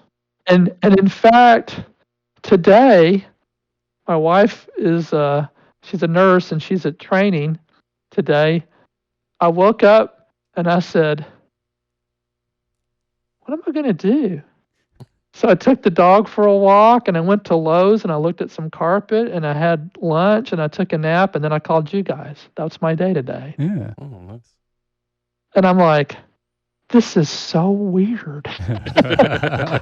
Because what I do is some people, and I'm one of these people, there's some people that say that once you graduate high school or college, years later you have dreams that you haven't graduated high school and college. Like Yeah. you forgot about a test or something. Mm-hmm. And I used to have those dreams. Same. Now I don't dream, but I sit there and think, I know I'm missing something. I'm gonna get an email and someone's gonna say, I forgot you were gonna send me a 370. I'm like, oh golly.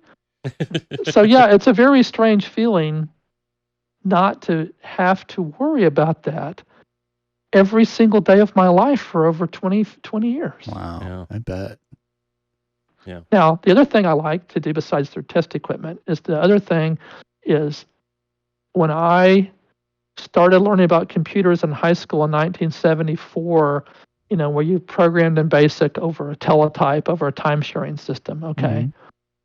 I was hoping to go to college and learn how computers worked, but they were so new, and A&M was still kind of, to be honest, still kind of stuck in the 60s, Right. okay? That you had to basically go to graduate school to take classes in, say, computer architecture, okay, or compiler design or anything like that. And I didn't have that opportunity, so I never took a single class in computer architecture.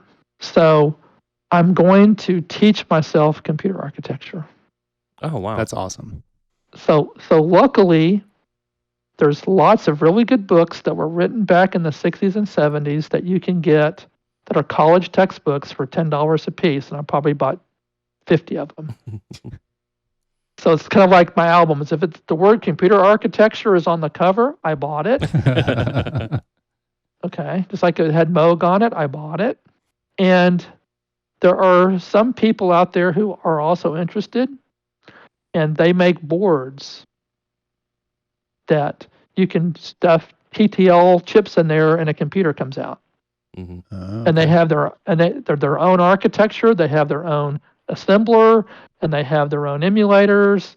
And some of them have 3 instructions, and some of them have 40 instructions, and some of them fit on one board that's about 6 inches square, and some of them fit on 20 boards that are the size of a sheet of paper. Hmm. But they all have the thing in common is that you basically invent your own computer from scratch.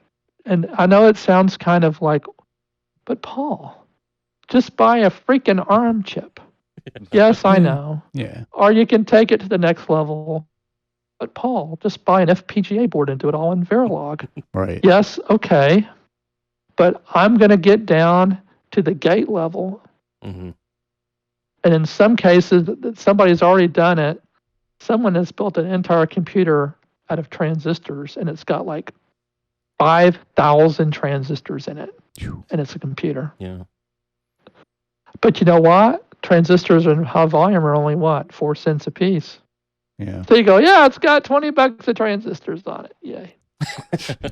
So that is something that we can take advantage of now, and that people who are in their 20s and 30s and 40s don't understand, is that to do your own hobby electronics, whether it's Eurorack or computers or GPS or drones, whatever, the fact that as we have this podcast, because I don't know if this is going to be true in the future, but as of today, you can download free software and send your files over to China, and in 1 week, from the day you send it till the boards are in your hand, you can get 5 boards about 6 by 8 inches for $30. Yeah, like Osh Park and people like that. No, Osh Park is $30. Now I'm talking about, JLC, PCB, and PCB Way. Gotcha. Okay. And that is so kind of boring now, but that is kind of like if you took your Apple Watch back to 1968, people would think you were an alien. Yeah. Yeah. Okay. That huge jump of technology is the same as when so speaking of, so there's one of these, we call them TTL computers. So there's a guy with a TTL computer, and he posted the stuff on GitHub, right? The Gerber files and the bomb. And so I just took the Gerber files and I uploaded them to JLC PCB, and they came out perfect. And I ordered 5 boards, and 5 boards shipped DHL, $28. Okay, I'll have them on Monday. And I take the bomb and I push it to Mouser, and I got all the parts from Mouser for $47. So for $80, I can build this little TTL computer. All right. Whereas if I tried to do that, is even as, I'll say recent, quote, even as recent as the year 2000, it cost me $700. Right. Yeah. Right. Can it run Fallout 4? But can it run Fallout 4? Can it run Crysis and Ultima? And actually, this one it ships with a demo that runs Space Invaders. Oh, nice. It is interesting when you hear about stuff like the old computers, like the Cray 1, which was the world's fastest computer, and the Control Data 6600, which was the computer that Seymour Cray did before the Cray 1. Okay. That they are 100 times slower than your iPhone. Right. Right. And they were the size of 20 refrigerators. And the Cray 1 required 5 volts at 600 amps. That's just so mind-boggling. But to me, what's even more mind-boggling is that in all these computers, it was generally one person sat down with a sheet of paper and said, I'm going to draw me a computer. Right. Yeah. And and just like when I'm in that music store and I heard the song Relay Breakdown, which I expect you guys to go listen to, Of course. the song Relay Breakdown, I said to myself, I have no idea how to do that, but it's being done because I can hear it, and I'm not going to be satisfied until I know how to do it. That's how I'm going to approach my new activity in the computer architecture. Okay? Yeah. I have no idea how people back in the 50s could design these giant computers. Yeah. Okay, with vacuum tubes or whatever, diodes, and they did it in the 50s. Okay, and I have no idea how they did it, but you know what? I'm gonna figure it out. We are confident that you will. And so that's what I'm going to try to do. Is I'm going to try to do my own. So what's the end goal? My goal here is it used to be when you write software. So what's the thing when you write software? What's your first program? What's it do? Hello world. Hello world. When you do hardware, what do you want it to do? Get a blinking light. Space Invaders. Oh, Space Space Invaders. Invaders. Yeah. Has to play Space Invaders. has to play Space Invaders at 30 frames per second, hopefully. Yes. And so the whole goal is to build your own computer that can play Space Invaders. Now, if I say that to my wife, she looks at me like I've lost my mind. I should be institutionalized because she thinks I should be grandkids and go to Disneyland. Yeah. So hopefully there'll be time for that as well. But you can't do that all the time. Right. No. But you can certainly, but there's no rule that says you can't stay up till 4 a.m. trying to figure out how to do, a fast ALU using off-the-shelf TTL components. No, there isn't. Because it's been done in the past, but it's like a lost art. It's like technology swept all that stuff aside, and so everything now is called an abstraction layer. Yeah. Yep. Everything's so abstracted. Okay, like the other thing I want to do, and I haven't even found a single text because it was so secret. I'll probably have to go to the patent. That's, by the way, you asked me how you research patents is also a good way to do research. Is make your own calculator. Yeah. And I don't mean take a freaking AVR and say A equal B times C. I'm talking about you can only use flip flops and and NAND gates, and now make your calculator. Yeah. Now you do it. So I do have a little collection of old calculators, mainly big desktop Nixie tube calculators. So I bought a couple of extra ones, and I'm going to probably gut one of them. It's still going to have Nixie tubes and still have, the same keypad and everything. But inside it's going to be my own from scratch calculator built into an old, Canon Nixie tube chassis, let's say. And you're going to bring kits of these to KnobCon this year, right? I don't even know if Student Tygon will even let me in the same area code as KnobCon this year. We'll find out. Oh, yeah.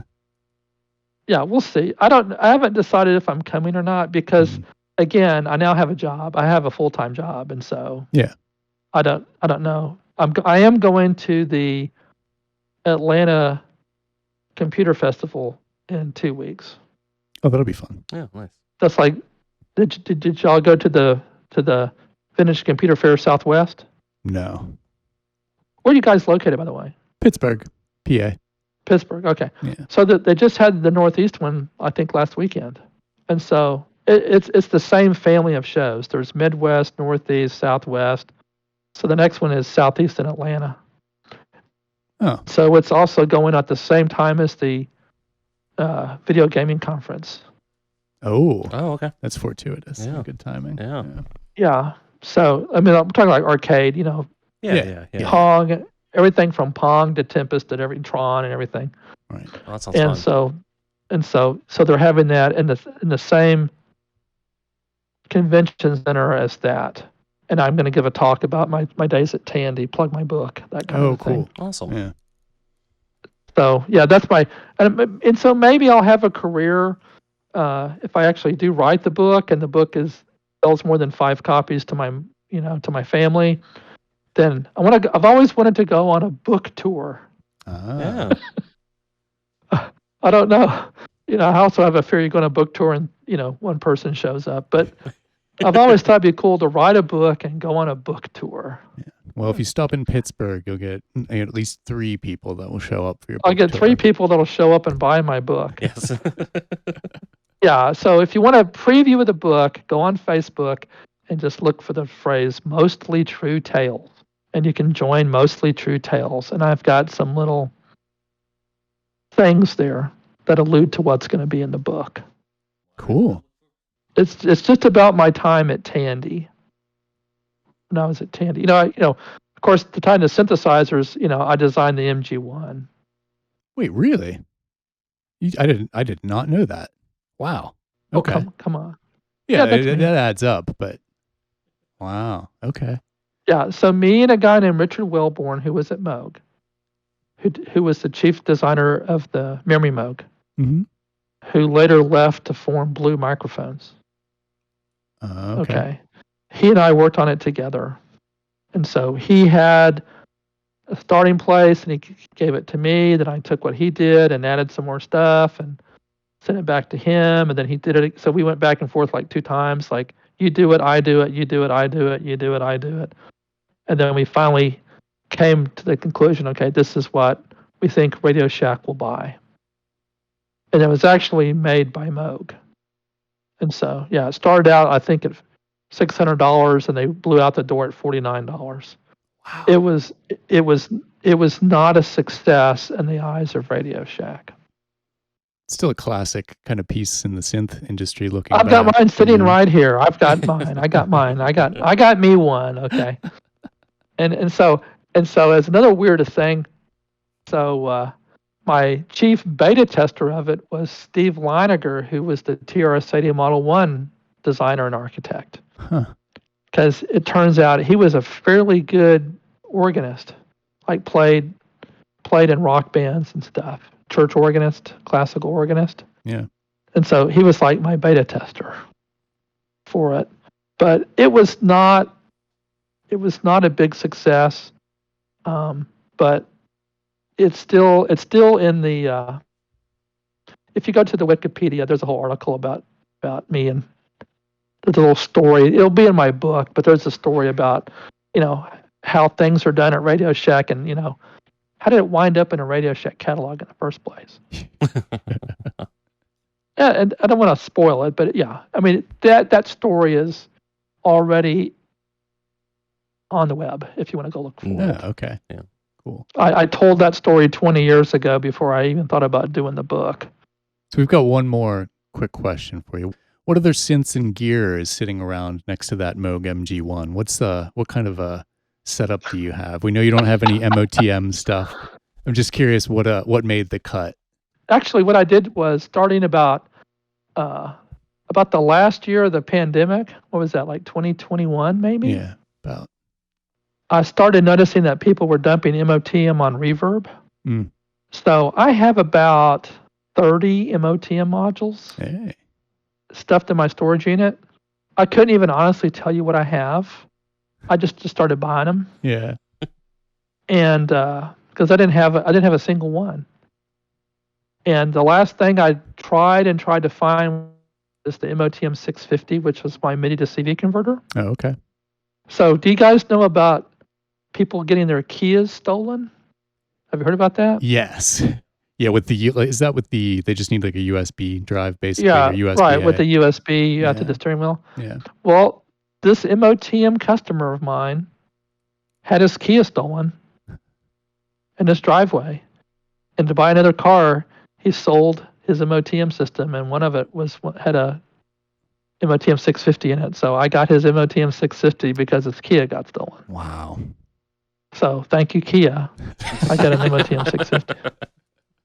Because nobody wanted to give them up. Okay, they weren't that popular, and I had to go through several software revisions to get it going, because it was the term that we use technically in the industry is woefully underpowered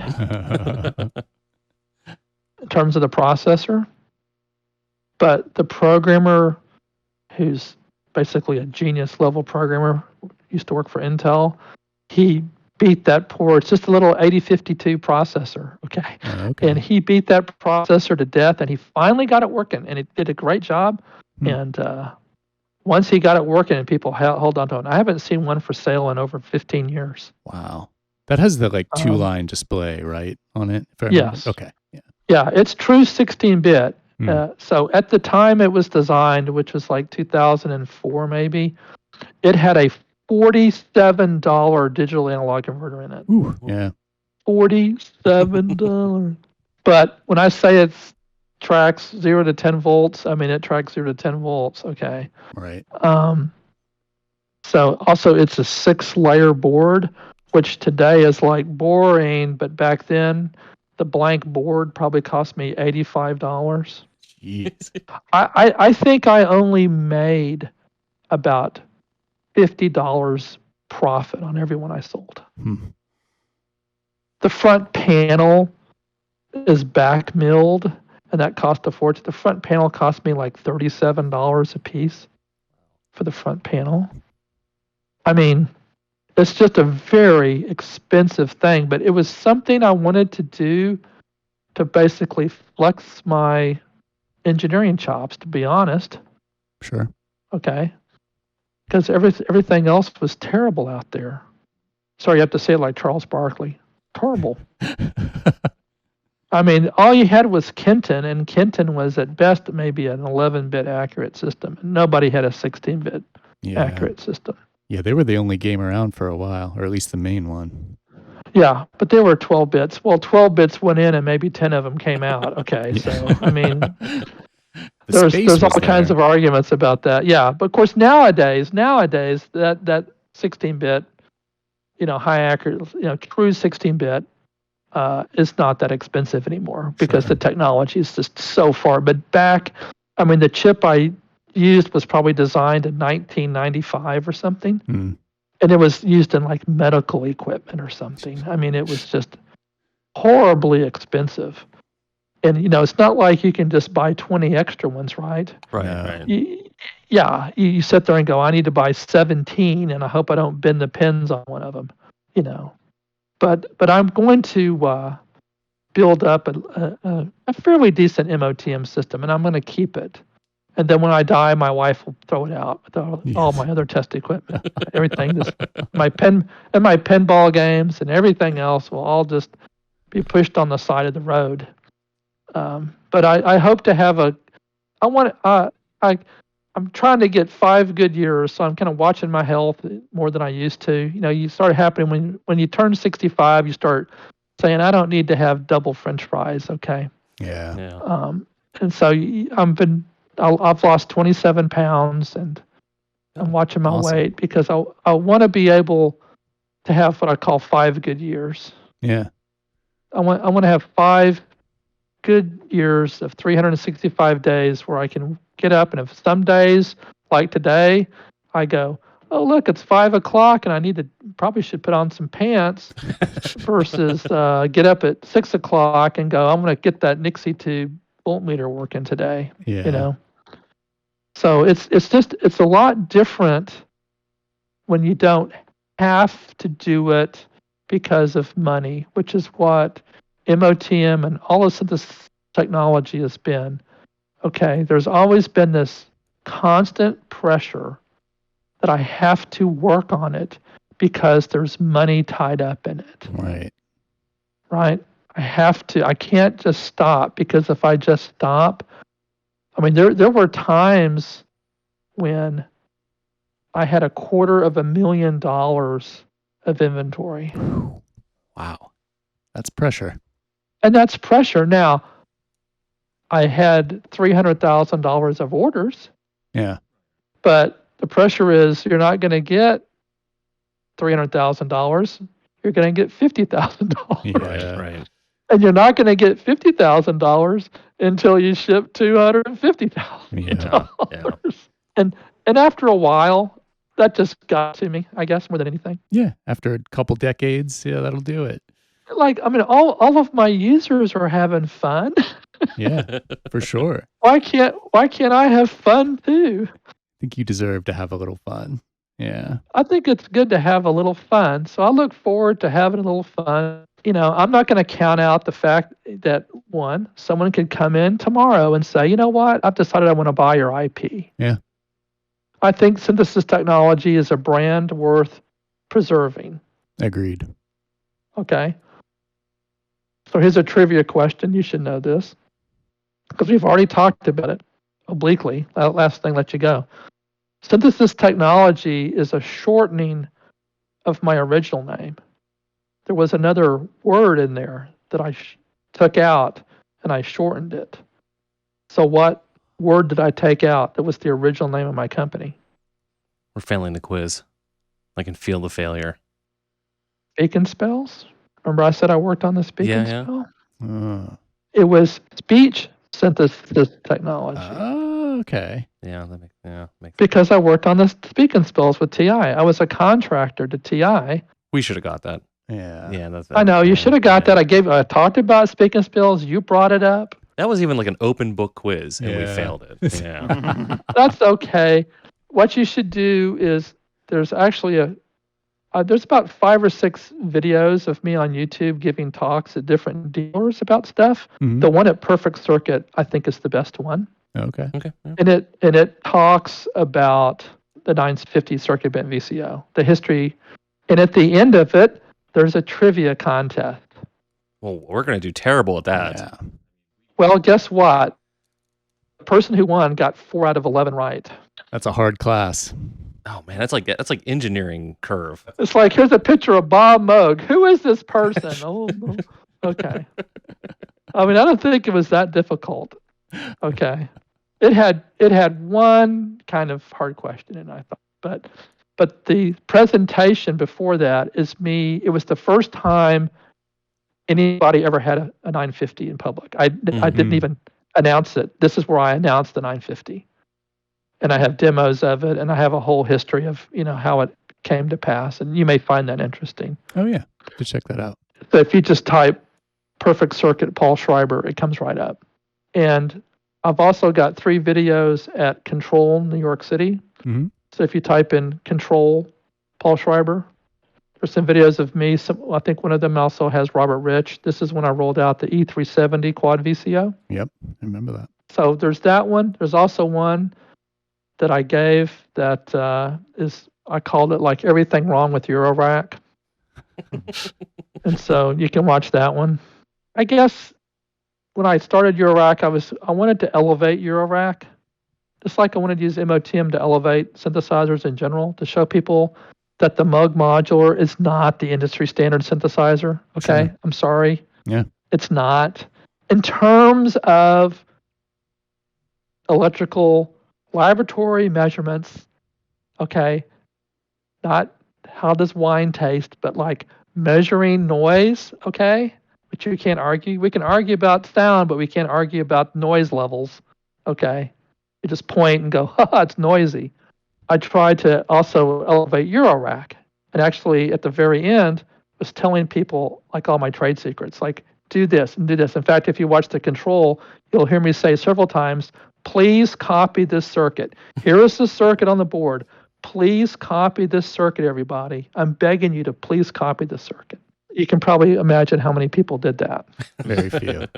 Yeah, it's just kind of interesting, but that's something that I can ponder in the past, and you guys can have other different manufacturers say, here's the rebuttal to Paul, everything Paul just said.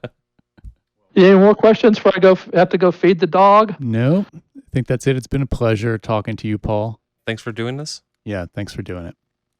Okay, so what are you going to do as soon as you hang up? You're going to do what? Watch all your listen to videos. Synergy. Yeah, and listen to the And synergy. and while you're listening to Relay Breakdown, Yeah. you're going to go to my website and download version 1.3 and stick it in your Hyperion. And then when it's over, you're gonna go to the resampling reverb and look for eigenverb. EIGEN verb, eigenverb. That's a shimmer verb, right? Nope. Okay, we'll see what you know. Okay. What famous person uses MiniVerb 2 presets 40 to 49 to start his career? Aphex Twin? Aphex Twin. Nice. All Aphex we Twin got one. started his. Yeah, got one. Yeah. You have a MiniVerb 2 40. So what are presets 40 to 49 called? Bloom. Yes. That's the blooming. Okay. Go check the eigenverb. Oh, it's Okay. based off of that. It's about the same saying that saying that the eigenverb is like, okay, now, and just for fun, if you go look into the MiniVerb presets that we already had, right? We already had all the MiniVerb 1 presets. We added 40 to 49 and MiniVerb 2 in there. Oh, that's cool. So you have all of those presets exactly the way they are in the MiniVerb 2, because we actually take the code and we run the code into the 520 runs that code. It runs MiniVerb code. Oh, gotcha. Okay. Yeah. Haven't you seen I have a whole YouTube series on that, by the way. If you haven't seen it, go look at my YouTube series on reverse engineering the MiniVerb. I have a whole 3-part, 3-hour session about how I reverse the MiniVerb. chip by chip. Okay. Yeah, we'll check that out. And so what we did was once we looked at the 40 to 49 presets and then MIDI-verb, Eric and I said, oh, you know what? We can do this, and then we can do that. And then we can use this other slightly different algorithm, and we can do it in stereo. And then we can make it, instead of having bloom, I think the largest bloom in there is 8 seconds. We can do 2.5 minutes. Oh. So if you want to bloom to your heart's content, and like the first 3 Aphex Twin records, then just dial in the eigenverb, and you can just bloom away. Will do. Well, thanks, guys. It's been a pleasure.